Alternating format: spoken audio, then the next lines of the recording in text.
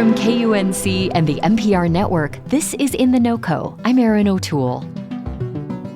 The ingredients you select when you cook dinner can make a huge difference in your household's carbon emissions.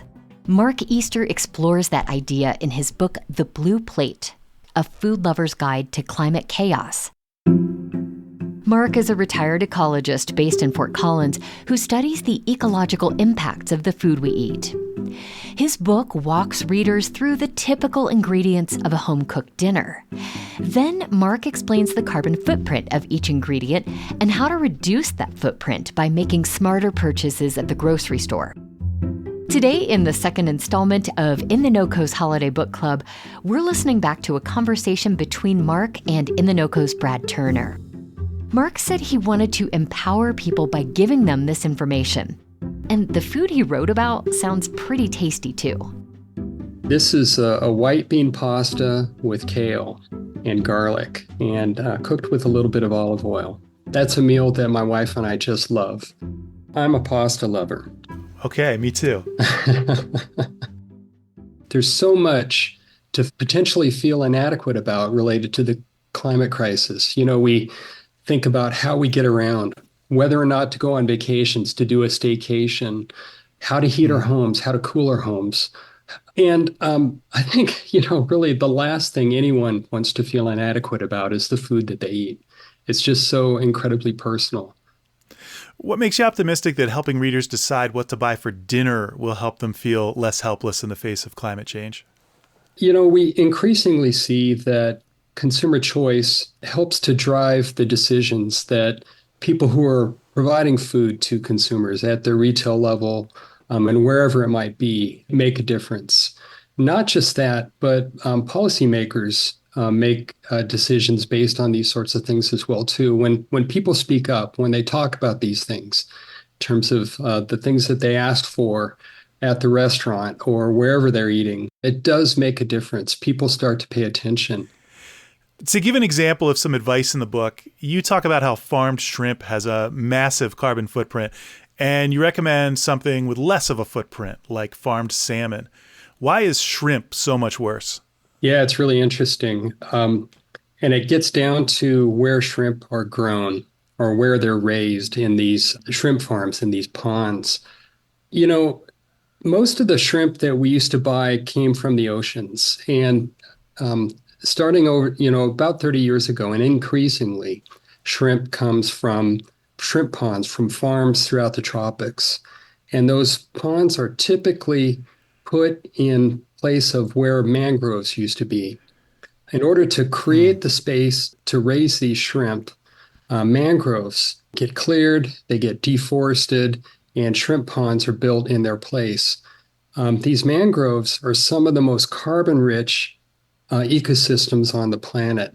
It's just extraordinary. And then if you go through the process of clear cutting those mangroves and draining those swamps and then replacing them with a pond to raise shrimp or some other fish, it creates really some of the largest food emissions that we see in the system. And it's disappointing too, because I love shrimp, and it's one of the things that I think, we get that confronts us when we're trying to make good food choices. We often hear that meat and meat products are a huge contributor to carbon emissions and climate change, but you don't advise readers to go vegan. Talk about what you think is a better framework for deciding how to eat. The answer is not just as simple as not eating meat. And there's a number of different things that come to the table with that. One is that there's good low-carbon animal-based protein alternatives out there. And one of them is farm shellfish. We're finding that it has a carbon footprint that's comparable to bread and vegetables. It's really surprising. And it's because they're taking up carbon dioxide and fixing it in their shells. They're turning CO2 from the air through the ocean basically into rock. But I think another big part of the story is that if we're going to eat locally, we can't necessarily expect to be able to raise wheat and tomatoes and lettuce everywhere. There's a lot of parts of the world where that would be an environmental disaster and would produce even more greenhouse gas emissions and have big problems for water quality and watersheds and air quality if you went in and plowed up soils that just never were meant to be farmed. And the most appropriate thing to raise in those places is going to be livestock. You traveled and spoke with many farmers for the book. One of the memorable trips was to an orchard in Hotchkiss, Colorado, that specializes in regenerated peaches.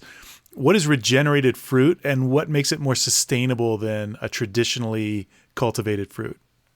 What regenerative really means is the farmers, they've got a focus on carbon. They're trying to increase the organic matter in their soil and in their farms, in their pastures, wherever carbon has a role. And the big emphasis is on increasing the carbon in the soil. And we find that that's just a win-win when that happens. The soils are able to hold more water. They're able to capture more snowmelt and rainfall when it becomes available. It gives the opportunity for the farmers to be more resilient. They can weather the ups and downs of the weather cycles that are becoming more and more variable with climate change. And it allows them to potentially irrigate less or start their irrigation later. These sorts of things improves their yields. And in the end, we're finding that farmers tend to be more profitable when they're able to adopt these regenerative practices. Is there a way I, as a consumer, can know that I'm buying or supporting fruit grown with regenerative practices? Is there a label I can look for? Yeah, there are a number of labels that are starting to come out, and you can look for those labels in the advertising on the packaging for the fruit. If you're at a farmer's market, you can also ask the grower, and we're seeing this increasingly in the advertising especially from local growers. We're seeing they're advertising their work as regenerative. Just go up and ask them, talk to them about it. And I do that all the time, and I love the conversations. It's fascinating to see what they have to say about it and how motivated they are. Finally, Mark, do you think your friends ever worry you're judging them when they have you over for a dinner party? Yeah, it's, I mentioned at the beginning, nothing that any one of us want to feel inadequate about is food. And when I go to a dinner party, I just eat whatever my friends put out for me because I know it's been prepared with love and intention and just the best possible feeling. And so, yeah, and my friends ask about it, and we have some pretty good conversations about it. But ultimately, those times are about getting together and just enjoying each other's company and enjoying the world. That was a conversation between Brad Turner and author Mark Easter about his book, The Blue Plate, A Food Lover's Guide to Climate Chaos. Each week this December, we'll feature more of our favorite author interviews from 2024 as part of our In The NoCo Holiday Book Club. That's it for In The NoCo today. I'm Erin O'Toole. Thanks so much for listening. Have a great day.